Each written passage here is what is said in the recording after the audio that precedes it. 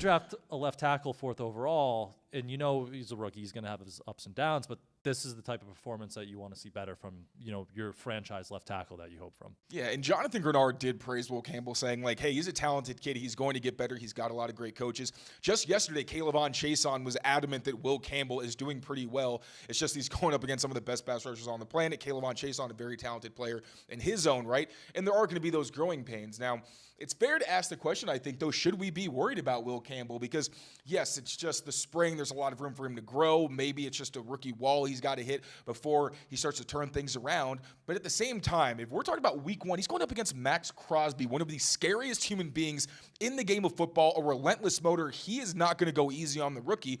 And you do have to think, I don't think there's going to be a whole lot of game plans, especially early, where you trust Drake May to, 5-step drop, 7-step drop, and have Will Campbell be able to protect the blind side. You're going to need chip help from running backs, maybe some max protect schemes, or at least just keeping a tight end or some other body in there to help Will Campbell out on the edge. And besides that, I think it's going to be a lot of quick throws, a lot of screens. And that kind of scares me because we've seen what happens when this offense has to rely on the quick game or has to work around a glaring hole on the offensive line. They become predictable, and then defenses kind of hone in on that, and it makes life a lot harder on the quarterback. So I'm not hitting the panic button on Will Campbell. Like, again, this is a rookie. Even if he struggles for the entire season, I'm not necessarily saying, hey, they have a massive problem here. You're hoping to see some level of growth, but right now it is not good for Will Campbell. He is struggling. It's just not as much back and forth today as I would have liked, and that's really the biggest thing. Yeah, but he's their left tackle this year, right? Like, we can have that conversation maybe in the future if this year doesn't go well, but he is their left tackle this year. They don't have, it's Marcus Bryant and Vidarian Lowe behind him. It's Will Campbell at that spot. And even in the 1-minute drill, to add on to the bad day, a false start at the end of the 1-minute drill. So I don't know if he was worried about Grenard. He was getting beat on the edge. Will Campbell false start. So I would say his worst day of the summer so far for Will Campbell. But and also a notable development on the side next to him. I was just going to get into that. No, take it away, because it's been Jared Wilson, the Jared Wilson show at left guard. And the preseason game wasn't great. I think early in camp, very impressive, kind of a step back in the preseason game. So we get out there at practice today, and Ben Brown is at left guard. Yeah. And then we don't know if then Jared Wilson leaves early. He didn't participate in one-on-ones. He was out there for warm-ups, and then he leaves early. So we don't know if it's an injury or just a playing demotion, right? So, but it was Ben Brown at the left guard spot today. And when I saw it, I was like, oh, okay, it's maybe as bad as I thought, because honestly, Jared Wilson had some negative plays in the preseason opener. Like Will Campbell, there was the stunt, obviously, but for the most part, I thought he played pretty well against the Commanders, but Jared Wilson had some mental mistakes. He lost in some pretty bad ways. And then we've seen on the practice field, those twists keep giving the Patriots headaches on the left side. So my thinking was, they want to put a veteran, which I think they wanted to do when they had Wes Schweitzer on the team. He was center, left guard, but it felt like they just wanted somebody who had experience to help Will Campbell in some of those situations. So TBD on whether or not this was a demotion officially for Jared Wilson, or if maybe something's going on with him health-wise. But I will say I didn't notice a lot of twists getting home. I did see actually a couple times where it felt like Ben Brown did a really good job sorting out what was going on. Although on the negative side, in one-on-one action, Ben Brown was not good. He got bullied at times. So left tackle, we definitely have the caution sign over that, but left guard is like flashing red lights, because I have no idea who's going to line up on that left side. You got Cole Strange, obviously, has been in the mix, but he's also inconsistent. He got benched yesterday.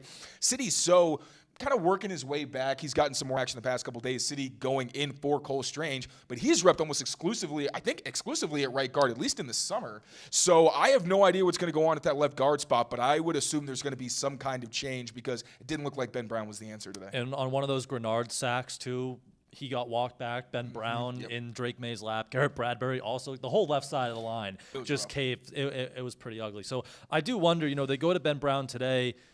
I wonder if that's a spot they kind of cycle through here. They have some of those other options. Even a guy like Mekhi Butler has been in some impressive one-on-one reps. So maybe I know they probably prefer a veteran or a guy with a little more experience next to Will Campbell, But I do wonder if they try to, rotate through these guys, and maybe one of those younger options kind of cements themselves and steps forward there at left guard. And I feel like you'd hope it would be Caden Wallace. Like, he's gotten work at left guard. He's been the main backup, but he also struggled today. And he's learning a new position. I don't necessarily want to dog on the guy for having a bad practice against a very good defensive line. But again, you don't really know who's going to fill in that spot. And Caden Wallace doesn't have a ton of experience either. So it's not like that issue is necessarily solved. So when you look at the veterans, there are guys who may mentally be more equipped, but physically get dominated at times. And then the younger guys where you're like, hey, they have the talent. You could see them being very good fits on this offensive line, are still very much in phases of their development. So I'm worried about that. But also, frankly, on the right side, it wasn't a great day for Morgan Moses either. He got beat twice.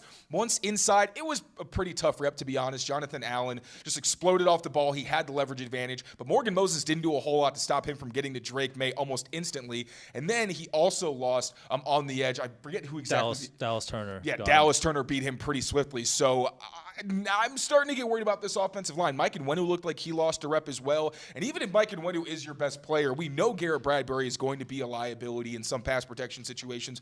Morgan Moses against speed, there's just been some problems. And like we've already said, that left side has a lot of growing to do as well. So I don't like to be too reactionary, but I mean, for someone who's, I'm not famous for it, but, went around that I was saying they might have 13 wins when it's pie in the sky season and we don't see these guys on the field and how exactly things play out. I think we're starting to reach a point where it is fair to be concerned about this offensive line and how it's going to affect the rest of the team, especially when the defense also had a pretty tough day today.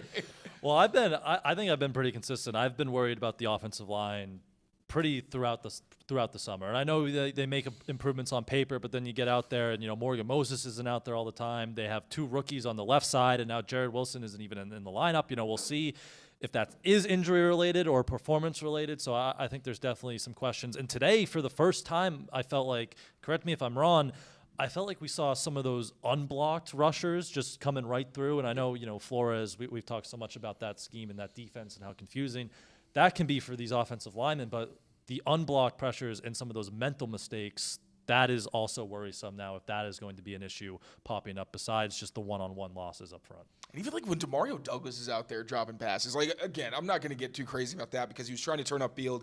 He owned up to it after practice, but just the offensive execution all day was pretty up and down and clunky. So we'll see if this offense, I think really they need to have a great performance on Saturday against the